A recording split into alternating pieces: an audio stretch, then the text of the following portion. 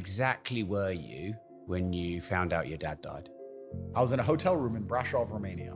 It was about 7 p.m. I was sitting on the bed and I was due to commentate on a MMA show at 9 o'clock.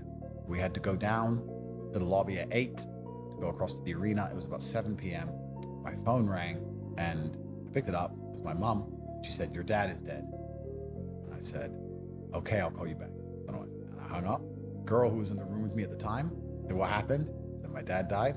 Kristen was on the other bed. And he said, "Dad's dead?" I said, "Dad's dead." And then we just sat there quiet for about 10 to 15 minutes.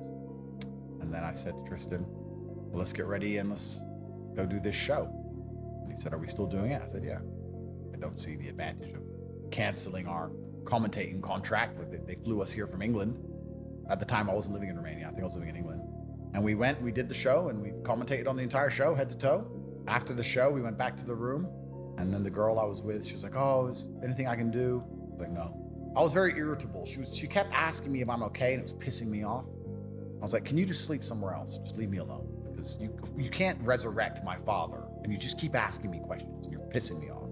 And the next day I woke up, and my inbox on Facebook was flooded with stories from people who knew my dad. So that was actually very nice for me to read all these stories of people I'd never heard of. People were like, "Hi, you don't know who I am, but I was in the military with your father," or "I met your father at a chess tournament."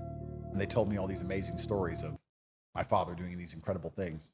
A guy sent me a message saying, "Nobody is going to understand when you tell people how smart your father was."